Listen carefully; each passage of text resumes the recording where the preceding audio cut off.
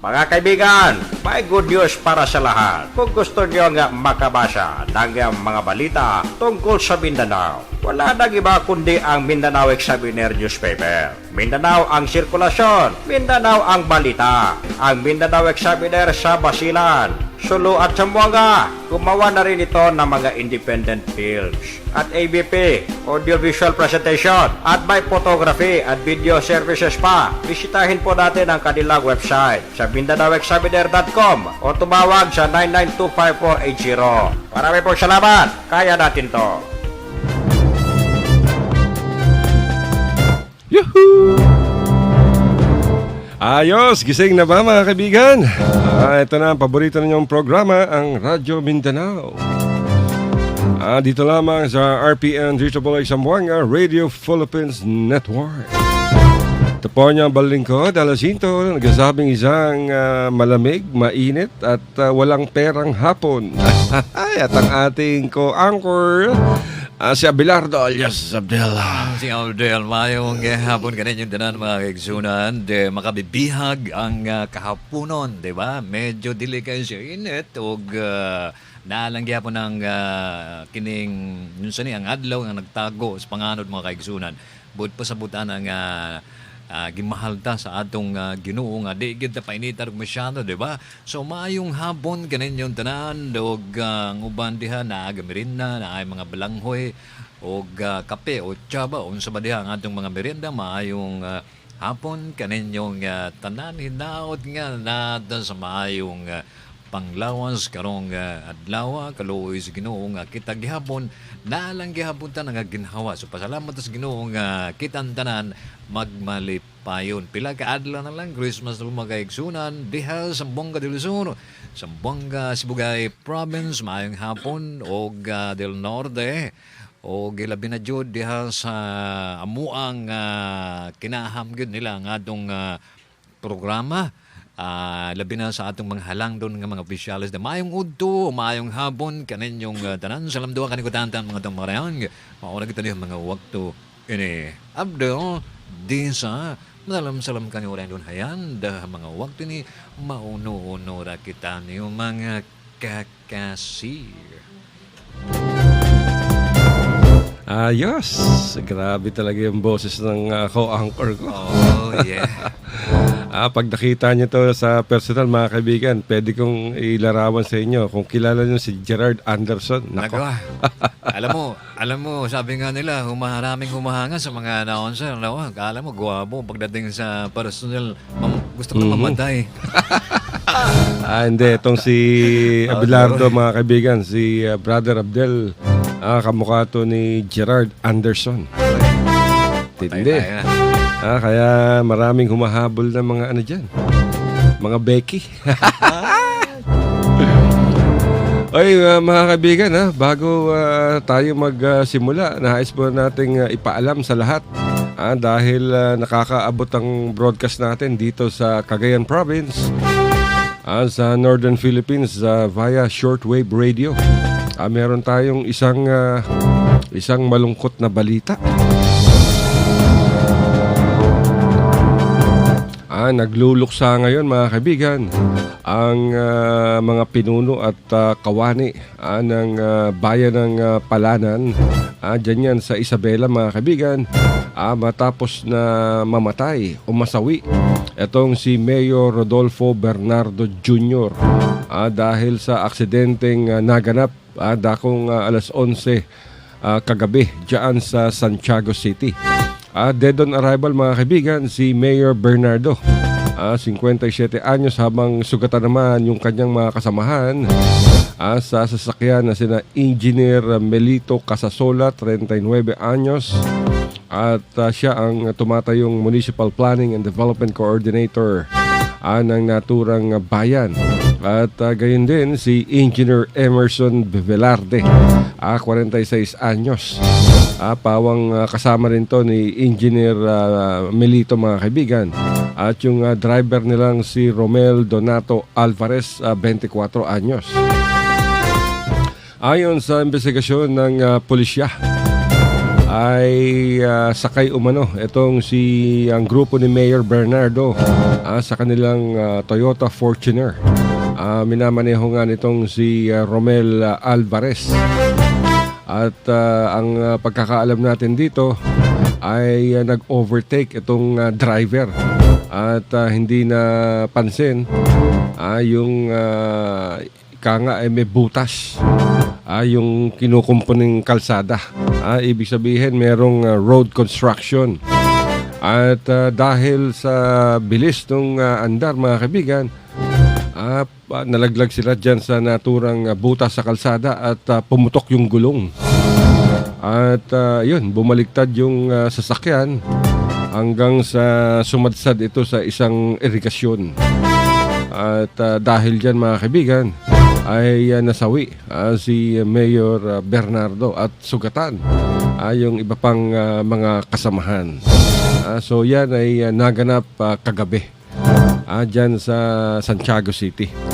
Maraming nangyayari. Ganyan talaga ang pag medyo hanggang dyan na lang talaga, no? Kahit ano man ang gawin natin, ay kung takalan sa dyanan talagang kunin ka na ng Lord, ay wala po tayong magawa, no? But anyway, nakapanghinayang po mga kaibigan. Maugad ito mga kaigsunan nga, inoon kita yung laging magpadagantag kusog kayo ba? Magpadagantag kusog kayo na. Sabi nga nila, pag matulin, pag matinig daw ay malalim. So, mauna kaigsunan, kinahanglan nga hinay-hinay ng padagan sa atong mga kining salakyanan diha kay lisod para sa atong mayor dito sa Isabela, mga kaigsunan. Lajod nga, namatay jud mga kaigsunan, di ba? So, kalukin ho. Oo nga. Masamang balita yan. Itong pagkamatay ni Mayor Rodolfo Bernardo Jr. Ng bayan ng Palanan sa Isabela. Hindi natin mabatid kung kilala ba to ni Brother Danny Quarteros ng Jesus Miracle Crusade. Pero siguradong maraming nangyayari diyan sa Cagayan Province dahil nung isang araw lamang binaril, inambush yung yung isang tricycle na may lulan ng mga members ng Jesus Miracle Crusade at isang katao ang patay. Tignan natin kung makakuha tayo ng pahayag dito kay Brother Danny Quarteros, mga kaibigan ng Jesus Miracle Crusade, dahil marami ang nangyayari diyan sa Cagayan Province at isang linggo rin natin hindi nakausap si Brother Danny Quarteros dahil masyadong busy itong kapatid ko. Andiyan na ba sa linya si Brother Danny? Hello? Hello, Brother Danny. Nawala.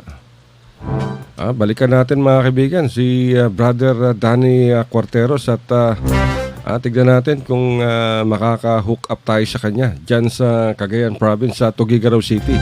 At ang pagkakaalam natin may pupuntahang krusada itong si Brother Danny, kaya medyo nahihirapan tayo sa signal.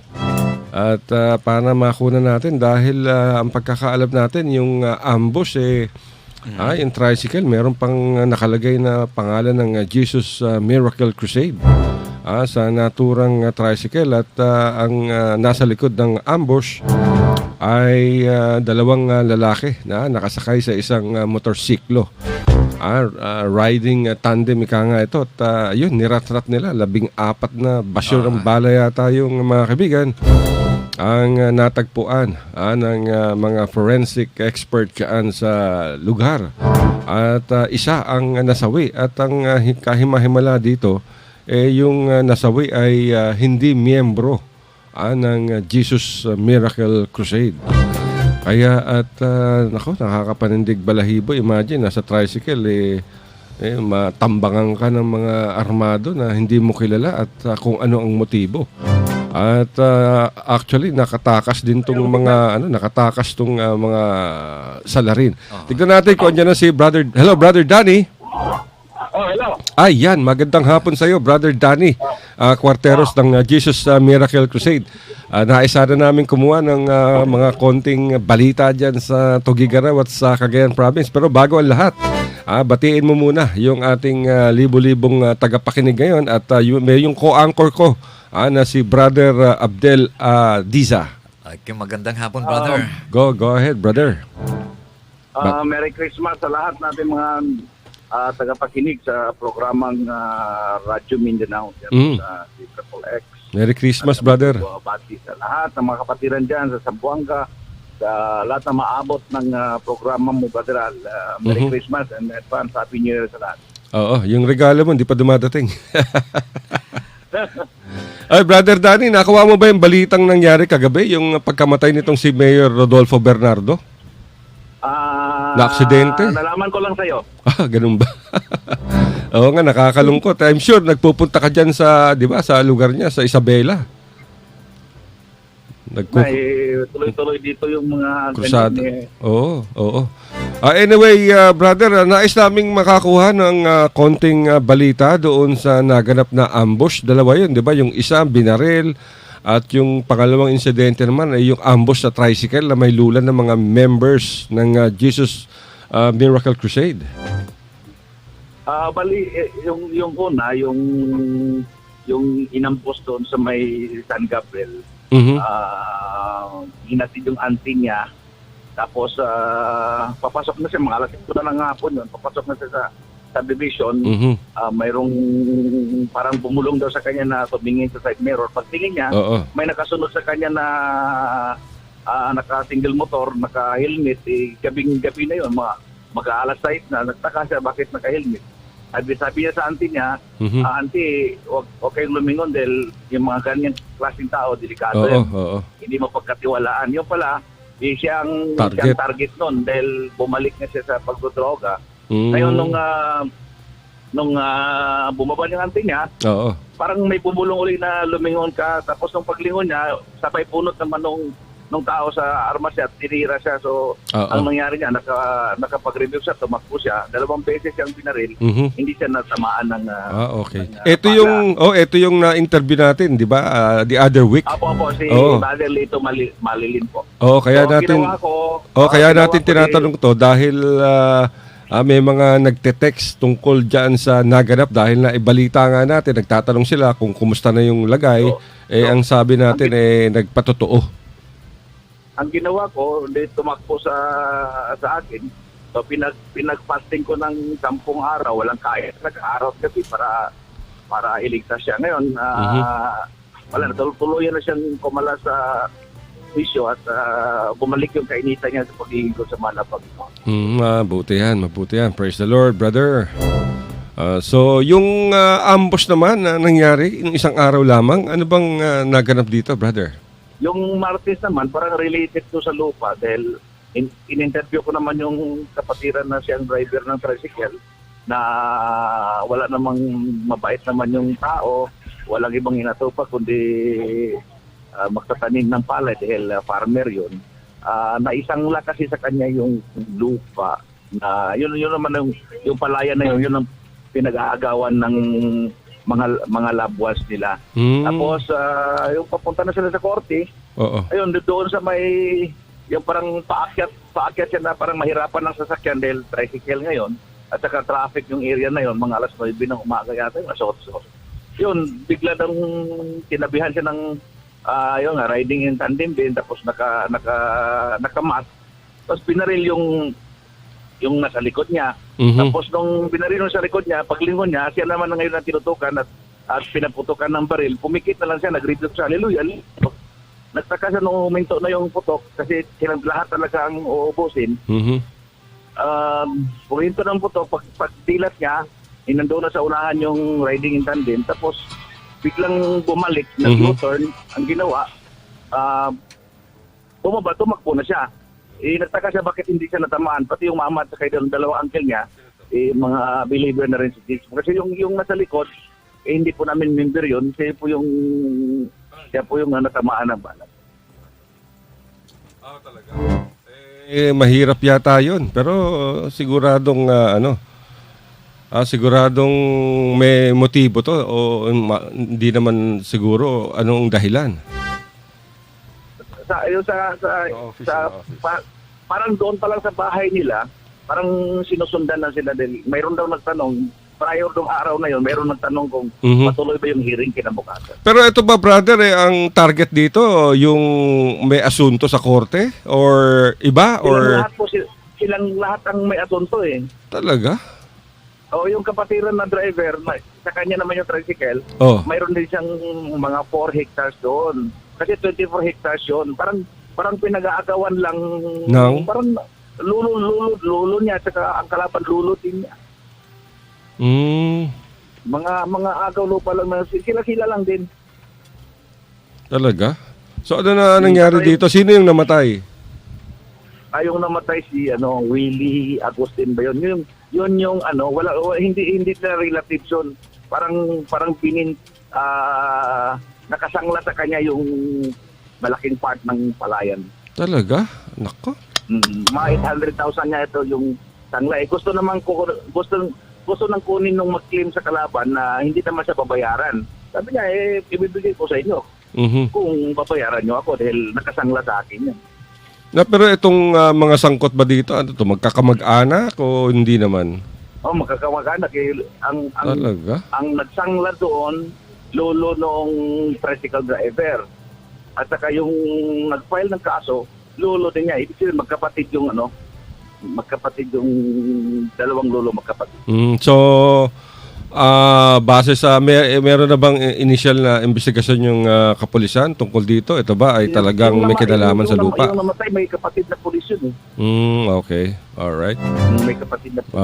Okay. So, yun naman ang kanilang kasi ako, nagtanong din ako dahil alam mo naman ngayon na auto na yung salvaging. Ang immediate na sabi ng tao, siguro pusher, siguro user, siguro okay. Ganun kaagad eh. Anyway, si Brother Abdel dito at mag-uusap kayo at ako'y may tawag muna sa kabilang kwartong pang pribado. At si Brother Abdel at mag-uusap kayo. Brother, medyo magandang hapon diyan sa inyo. Si Brother Abdel ito, brother. Okay. Yung tungkol sa yung nagbabatayan diyan dahil sa lupa, ay lahat ba yan sila magkakamag-anak? Hello, brother. Diyan nawawala yata si brother, no? Wala na yata siguro, no? Ay, medyo nawawala na. Well, anyway, hello brother. Si kasama ng Abdel ito, no? And co-anchor ni Al. Okay. So, ibig mo sabihin, Brad, yung sangkot yan ay magkakamag-anak? Yung mga namamatay dyan o yung nagagawa ng lupa diyan ay magkakamag-anak, miyembro din yan ng magkamag-anak. Magkamag-anak yung kalaban nila, yung magkamag-anak yung kalaban nila, former chief of police ng Tuigaraw. Ganun, puro miyembro po yan ng Miracle Crusade. Hindi po. Hindi po. Bali yung kalaban nila, hindi po believer po. Hindi po believer ng Jesus. I see. So, sanhin yan, brother, ano yung mga ginawa po ng ating Miracle Crusade? Ano po yun? Tungkol dyan sa mga insidente na yan, ano po yung ginawa ng Miracle Crusade? Bali, ang ko namin, siyempre nag-precaution din kami. Alam mo ngayon, ang mga tao ngayon, pwede na silang mag-hire ng mga hired killer. Total, pag mayroong mga sinasalvage, ang mga tao parang nag-jump into conclusion na addict, pusher, parang walang nag-asikaso sa kaso. Hindi katulad noon na pag may namatay, nandyan yung bakit kayo namatay? Ngayon kaagad kasi parang na-inject na sa isip ng tao, nag-addict, pusher. So, mahirap na yun. Ang tingin namin parang sakay sa panahon eh. Marami ngayong sakay sa panahon. I see. Yun na nga ang medyo kinakabahan po tayo, no? Nababahala po tayo diyan. Lahat ng padayan natin may kung minsan narinig po natin ay sangkot sa mga droga, illegal drugs, ano? And siguro naman ang ating mga Miracle Crusade members ay lagi pong pinapaalalahanan ng tungkol diyan. So dapat talaga mag-ingat ng mga tao ngayon dahil parang naalaala ko nung panahon ni Marcos pag may namatay, sabihin halimbawa opposition na namatay, sabihin pinatay ng mga tao ni Marcos. Pag pulis naman ang namatay o NPA naman ang pumatay, mga ganun, parang yun pala mayroon palang mga sakay sa pananaw sa Misingit. Parang gano'n din ang nangyayari niya, parang bumalik yata na dahil sa intensity talaga na war on drugs. Maganda naman sana yung pakay, kaya lang may sumisingit na iba naman yung kanilang ano. Okay. So, brother, ano na ang nagpatotoo tong mga nakaligtas, 'di ba, sa ambush? Lahat ay mga miyembro ng Jesus Miracle Crusade except yung isang casualty na hindi naman member ng Jesus Miracle Crusade. Opo, yung driver, yung sakay niya, mama niya, at dalawa niya uncle. So yung mama niya nabautismuhan na, yung uncle niya nabautismuhan yung isa. Yung isa naman hindi pa nabautismuhan pero silent believer. So considered pa rin siya na believer. Pero Okay. yung isa wala namang ano sa kanila, hindi naman, at saka wala namang interest na kasi nakapokus lang siya sa hanap buhay niya. At saka wala daw anak yun eh. Kumbaga nakapokus lang sa paano kumita ng pera. Horrible, no? Eh, dyan siguro sa lugar na yan, wala mga CCTV dyan. Di ba? Kaya hindi makikilala yon.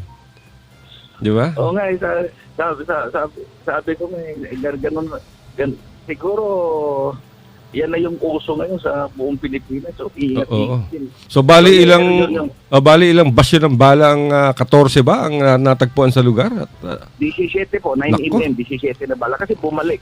Nung pagbalik, 17? nagpaputok pa rin. Kasi nung pagbalik yun, tumakbo na sila dahil bumalik na, nag-U-turn. Tapos, pagbalik, dito po na sila, narinig pa rin nila yung putok. Akala ni Brother Roger, kasi ang mama niya nakaupo lang doon sa tricycle, akala niya, inudas na. Akala naman ng mama niya, si Brother Roger ang patay na, yung anak niya. Pala, iningatan sila ng malaki. So, bawat isa siguro doon sa tricycle, ang iniisip nila, sila ang target. Di ba? Sila, bawat isa sa kanila. Traffic pa yun na area niya, daming tao. Mayroon daw pulis doon. Mayroon daw isang pulis. May kwentong lumabas na mayroon daw isang pulis doon. Kasi alas 8 yun magre-report siya sa RECOM. Hindi na siya umawat dahil 38 lang daw yung dala niya, baka daw balanganin siya. Talaga? Meron ba naman pulis na gano'n na alanganin siya?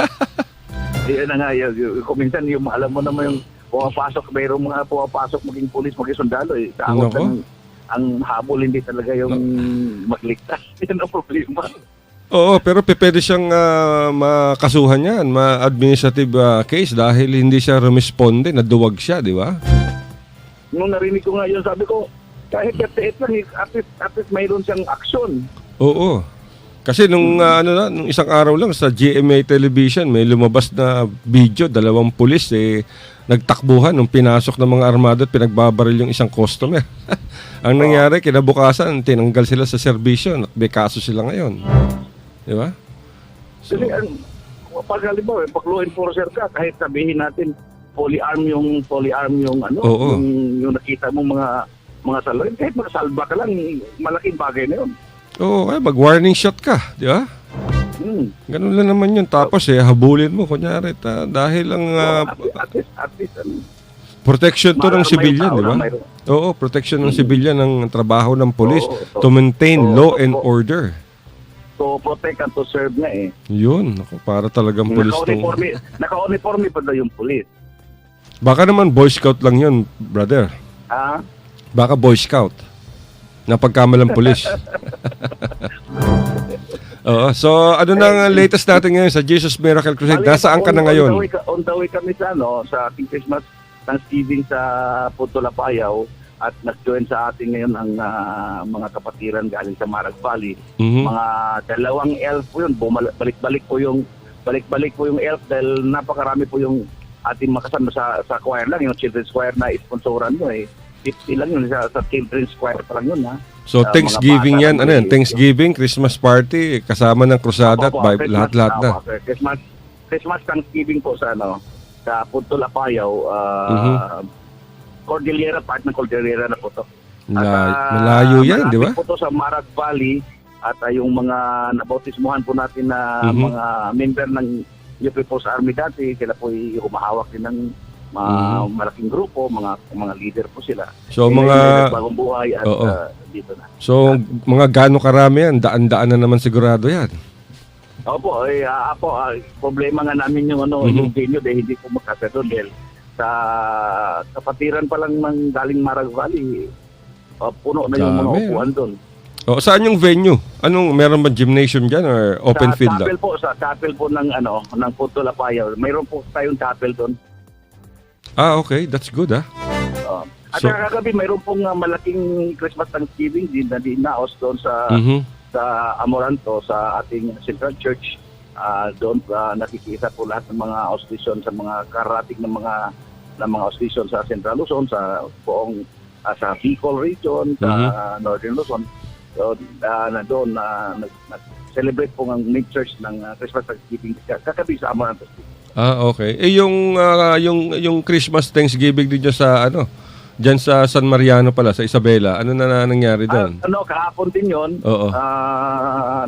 Nag-join sa atin yung 86 Infantry Battalion, ang Alpha Company, dahil nung nakafocus pa tayo sa Isabela, sila din yung ginamit ng Malapinundo na ini-invite tayo sa mga red area, sa mga lugar na maraming mga komunista. Kasi nag-era ang habol, kundi ang ating pong ginagawa doon, nag-Bible study tayo. At mayroon pong mga bunga ng mga nagpakilala din ng mga aktibo nung mga 1980s, 1990s na bilong na rin sa Jesus Milagroso. Ayos yan. Talagang abalang-abala kayo ngayon. Nung isang Friday, tinatawagan namin kayo at hindi kita mahagilap, brother. Ang naalala ko, nasa ka ba? Samar, Leyte, or Africa, Dubai, UAE. Ngayon nga, naka-timing po kayo dahil may signal. Kanina nung pagtawag mo, naputol. lumaan kami sa bundok, nawala yung signal. Oo nga, sabi ko, siguradong bumabiyahe ka na naman dahil nawala, biglang naputol. Di ba? At saka bukas, sa linggo, Christmas Thanksgiving sa Tugigaraw, invited din namin yung mga sundalo na 86 at saka yung 87. Hindi natin alam kung sinong pupunta. At pinagpala dahil si Lieutenant Colonel Real na dati ginamit na siya pong battalion commander ng 86 at saka 70 IB. Ngayon, siya ngayon ang battalion commander ng 77 Cadre Battalion, yung mga CAFCO. Yun yung mga sundalo at CAFCO na nasa Marag Valley. So, tinawagan ko kanina, so by January, papasukin namin yung mga detachment sa yung kampo niya, magpaypo sa arin. Okay. Pati yung mga pulis, di ba? Yung mga pulis sa na rin? Mga pulis sa RECOM, sa Regional Command, sa Provincial Command Office ng Cagayan at saka sa mga detachment. Tayo pong tinatawagan pag mayroong mga mag-surrender na mga addicts, pinupuntahan natin, pinabautismuhan at pinigyan ng pagkataong magbagong buhay. Okay. Speaking of mga drug addict, di ba? Recently lang, meron kayong moral enhancement seminar dyan sa may Enrile Police Station. Opo, ang nag-sponsor noon, ang Enrile Police Station, moral enhancement seminar, tinawagan lang kami. Tapos pagdating namin doon, nandoon na yung 5 barangay na mga public officials at saka yung barangay officials at saka mga surrenderies galing sa iba't ibang barangay, yung 5 barangay na yun. At yung programa natin ang sinunod nila, pagkatapos wala na. Tayo ang silang naghahanda ng mga tao, tayo ang nagdadala ng mensahe. Okay. Talagang marami ang nakikinabang dito sa ginagawa ng Jesus Miracle Crusade. Hindi lamang yung Bible study, krusada, at itong Christmas Thanksgiving, marami na kayong mga narating na lugar, pati yung Apayao, di ba? Diyan sa Santa Marcela. Kasi nakonsensya na rin yung mga pulis din. Dahil meron tayong Bible study sa kanila, so nabuksan nila yung isipan nila. Okay. Na hindi pala magandang solusyon yung patayan. Mayroon palang mas mabisang solusyon na walang patayan pero magbagong buhay ang tao. Ito bang si Brother Roger Cabalsa, kasama nyo ngayon? Nauna siya nandoon sa papuntang sa ibang sasakyan. Okay. Pero kasama nyo? Papunta ngayon dyan sa... Kasama namin. Mag-testify din siya mamaya. Bali prayer warrior to. Tricycle driver siya pero sa church. Prayer warrior ang kanyang tungkulin na kapag ayuno po siya ng maaba. Pag sabi prayer warrior, 21 days o pataas na walang kain, tubig lang araw at gabi. Kaya naman pala matindi talaga, prayer warrior, katulad mo. Pero Oo, pero bigyan mo muna ako ng konting minuto, nais kong iparinig itong patotoo nitong si Brother Roger Cabalsa upang mapakinggan naman anong ating mga tagapakinig ukol dito sa nangyaring ambush. Standby, Brother Danet, pakinggan natin itong si Brother Roger. Sige po. Hindi po totoo ang Diyos na di po pinaglilingkuran. Malamang wala na po ako rito sa inyong harapan ngayon ng lahat. Bagamat tayo po'y nagkukulang sa mahal na Jesus, pero ang ating mabait na Diyos, hindi po siya nagkulang sa bawat isa sa ating mga minamahal. Mga minamahal, kaninang umaga lang po mga minamahal, kasama ko po ang kapitbahay po namin, yung aking bilagid ina, yung aking bilagid uncle ko po mga minamahal. Kasi bisita po namin ngayon mga minamahal kaninang umaga, mga minamahal. Nandyan po kasi sa away po sa lupa mga minamahal. Bali isa rin po ako na nakaposisyon dun sa lupa yun mga minamahal. So kinasuhan po kami mga minamahal. So kaninang umaga sana yung bisita po namin pero hindi po kami natuloy dahil po sa pangyayari mga minamahal. Mga minamahal kong kapatid, habang binabaybay po namin yung daan ng Tarik patungo po sa Regional Trial Court, mga minamahal, ako po yung nagdadrive po ng motor ko, yung tricycle ko po, mga minamahal. Kasama ko po yung uncle ko, ina ko, pati po yung kapitbahay po namin na position din po sa lupang yung mga minamahal. Alam niyo po mga minamahal, hindi ko po sukat nakalain mga minamahal na sinusundan pala kami ng riding in tandem mga minamahal. Ngunit kami lang, nagtagumpay po siya, subalit sa taong mainit, naglilingkod sa mahal, hindi po siya nagtagumpay ng mga. Sa tayo ngayon, mga minahal talagang kami pong lahat, mga minahal talagang patahin po nila mga minahal. Alam niyo po, mga bigla po may tumapak, si pakakat po yung mga minamahal, bigla po may tumabi po sa tabi po ng tricycle po mga minamahal. Meron po akong narinig na 2 putok, mga pak! Tapos sumigaw po yung aking mahalay na. Tapos tinignan ko po mga baril, tinutok ko sa aking mga minamahal subalit. Pumikit na lamang po ako mga minamahal. Hallelujah, praise the Lord! Sabi ko, umiyak po ako mga minamahal. Tapos 2 putok na naman mga minamahal. Alam niyo po talagang umiyak po ako, pinikit ko po yung aking mata nung wala na po ako narinig na putok mga minamahal. Dinilat ko po yung aking mata, nahulog ko po yung nasa likod ko po mga minapatay na po siya mga minamahal. Tapos po mga minamahal, yung riding in kitang-kita ko po, na hanggang po sa labas po ngayon, bumalik po siya, bitbit niya yung karamas mga minamahal. Ang ginawa ko, ang takbo na tayo, sabi ko mga minamahal. Nung tumakbo na po kami mga minamahal, meron na naman po ako narinig na putok. Kasi matagpuan po ng soko doon, 17 na bash po, mga grating putok na naman po yung aking natin, wala na po yung nanay ko, sigurado patay na yung sabi ko, mga minamahal tayo. Nakakonsentrate po ako sa pagtatakbo, mga minamahal. Alam niyo po, mga minamahal, meron po ako napuntahan na bahay, humingi po ako ng sakloros, tulungan niyo po ako. Yung kasama ko, pinatay na nila, sabi ko, itago niyo po ako. Talagang pinaalis po ako ng tao yun, ayaw namin madamay kung umalis ka dyan.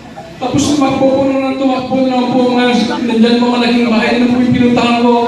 Doon sumaklolo naman po ako doon, niyakap ko po yung panganang tao, yung pala isa po siyang abogado, mga minamahal. Bakit ano nangyari sa'yo? Yung kasama ko, pinatay ko na, punta sana kami sa hearing sa Regional Trial Court. Sabi ko, binigyan niya ako ng damit.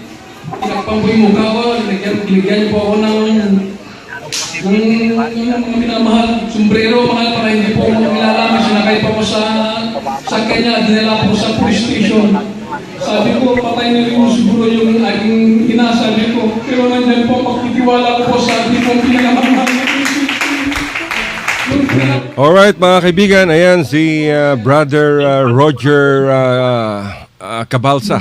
At itong kanyang patotoo ay ginawa niya alas 5 ng hapon ng December 13 matapos nitong naganap na ambush sa isang grupo ng mga miyembro ng Jesus Miracle Crusade na kung saan ay isa ang kumpirmadong nasawi diyan mismo sa lugar, brother. Yes, Hello, Brother Danny. Hello. Oh, narinig mo yung patotoo ni Brother Roger Cabalsa? Malinaw, parang sa video ko yata yon. Hindi, sa video namin yun, diyan. Sa video mo ba yun? Meron tayong uplink dyan, naka-hook up tayo. Ganon. Meron ka rin palang video, ha? So yun ang napakaganda na talagang tumatayo ang balahibo ng mga nakikinig sa atin ngayon dahil hindi nila akalain, imagine 17 bala ang talagang pinaputok diyan sa tricycle na yan at lulan ng napakadaming miyembro at isa ang napatay, di ba? O nga, yung talaga intention ng yung salarin na yun, ubusin talaga silang lahat. Kasi may maraming bala na tumatagos doon sa tricycle. Pero nagtataka pati ang mga pulis nagtataka bakit hindi natamaan yung nasa loob. Mm-hmm. Ang pagkakaalam natin habang nagpapaputok sila ay tumatawag sa Panginoon. So sino ba namang ang ang ginawa ni Brother Roger, sabi niya pumikit na lang siya yung tinutok na sa kanya yung armas. Kasi hinto na yung takbo nila dahil tinabihan tapos naka-traffic yun, paakyat kasi yung traffic yung area na yun. Wala namang magawa mga tao doon. Talagang inuubos ang bala sa katawan nila. Pero masamang bala din na nasawi lang yung nasa likod. Okay. So yung ano prayer ng ating mga pastor yun. Pangunat prayer ng ating mahal na pastor na wala sawang nag-ayuno at tuloy yung panalangin sa atin. Oo, talagang ikalawang buhay to, di ba? Talagang protected sila. Ito yung talagang himala. Huwag tayo Huwag tayo maniniwala kay brother, huwag tayo maniniwala kay Nora Honor na walang himala. Ay, rebulto naman yung tinatawagan kasi niya. Di wala talagang himala. Oo nga. Ito talaga Panginoon, di ba?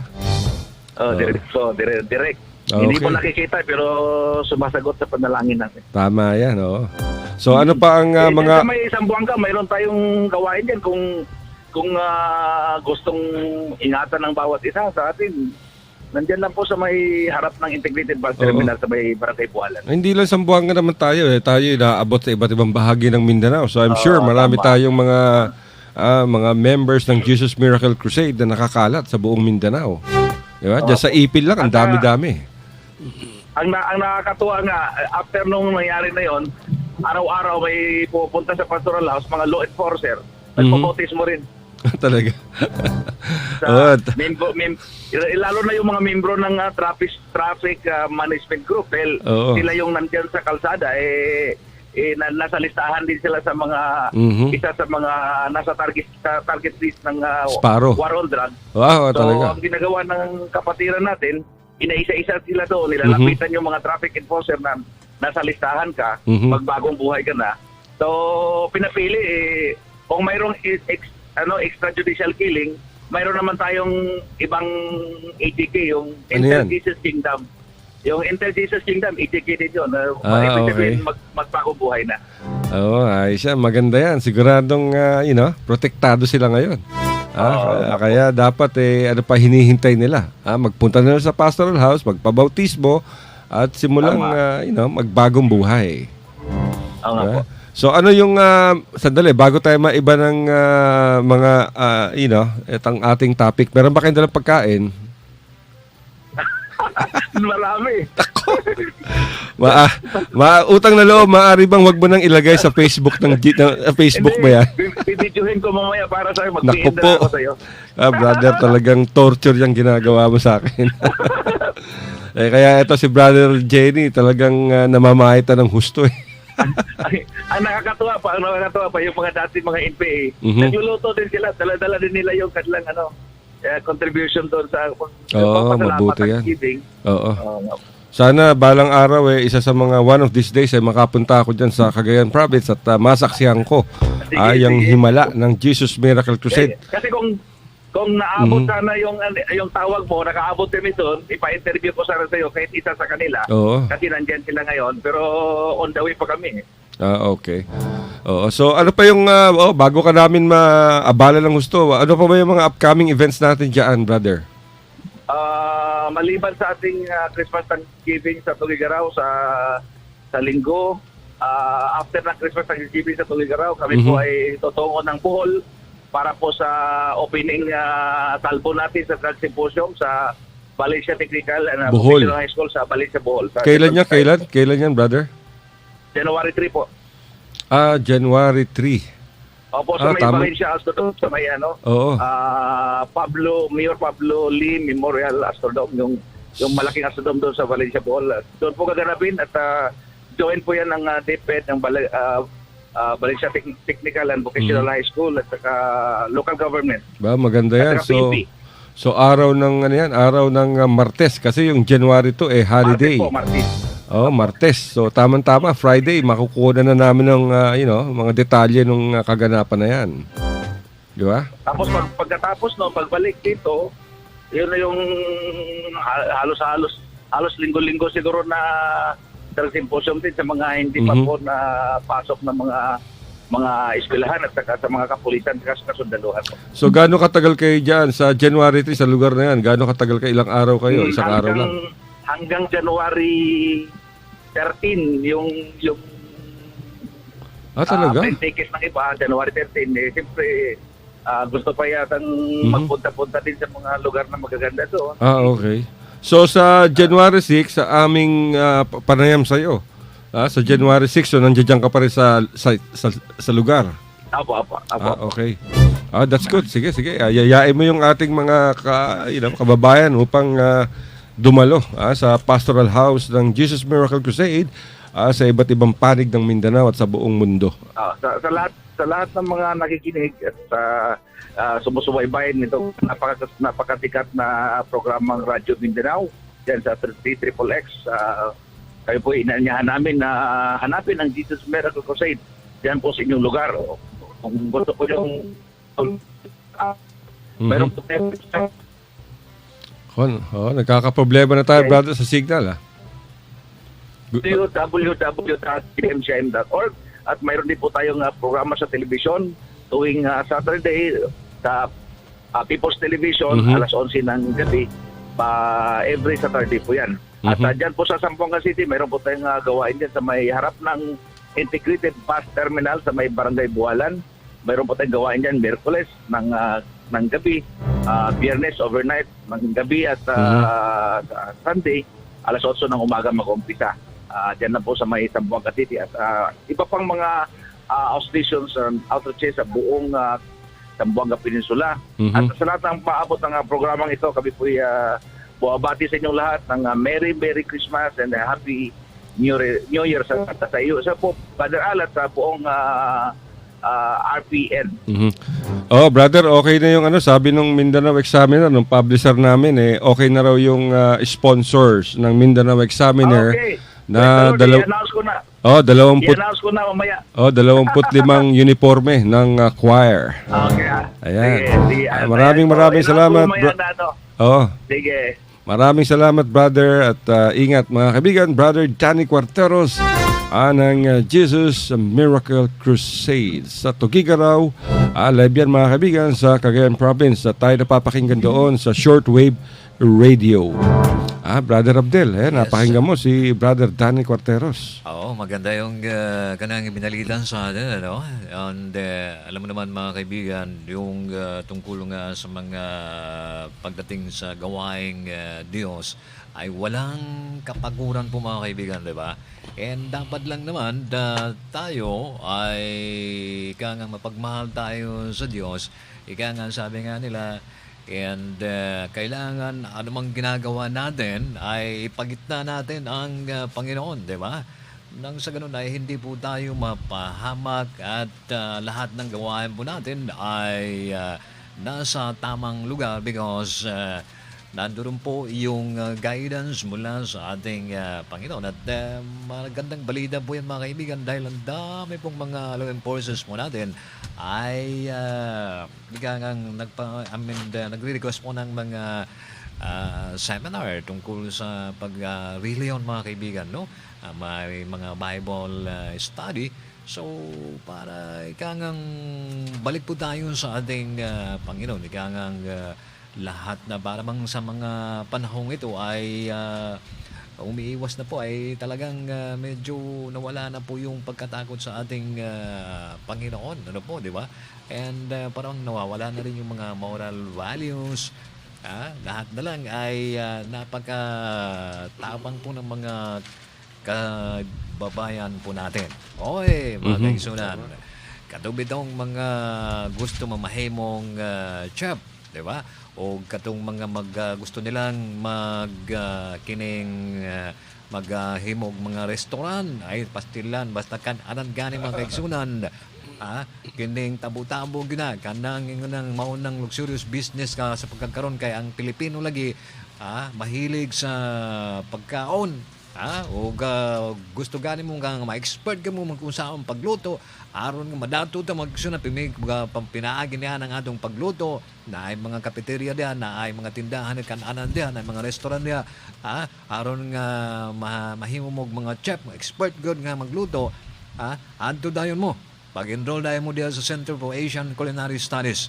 Sayon ra kayo magagsunan na pananglit tawag dayon kini mao kining ilang numero 282-8373. Mao ka na mga kaigsunan na kinsa may katong sa Davao City to, sa Davao na sa mga kaigsunan, no? 082. Yan, mao ka na 282-8373. Mao ka na ang ilang telepono. telepono. Ang area code mga igsuon na 082. Yes. Okay. Diba? So, mao ka na bisag ako gani mga kaigsunan. Gusto jud ko nga Mag-chef. mahimog chef, di ba? Pag mag-chef mo, nako. Ay License. Lisensyado pa. O kana way kana mga XRM, kana usay nag-chef na gani sila dito silang kining eskwela nga Center for Asian Culinary Studies. Diyan sa Davao mga kaigsunan. Ang Blue Jazz Business Resort naman. At huwag niyong kalimutan yan, kaibigan. Samal Island yan. Blue Jazz Beach Resort and Water Park. Gusto gani na ay mga bagong kasal diyaw, kanong mga kasal nun niya, diretso dahil mo diyan mo mag-honeymoon. Ug naay pa'y mga ulaing mga okasyon, mga birthday, mga anibersaryo, mga pagtipon-tipon, sa may pagtipon-tipon sa tuwa mga kaigsunan. Kadang mga dun sa may mga kining panghitabo diha sa tuwa nga gusto dahil mag-relax ba. Adto dayong mo dito sa Blue Jazz Beach Resort and Water Park. Matagpuan kini nga mga diha sa Samal Island. Matod sa English, come one, come all. Tawag dayon. Tawag din sila sa ilang numero. 284-200 or sa ilang cellphone gani mga kaigsunan 0998-9678-001.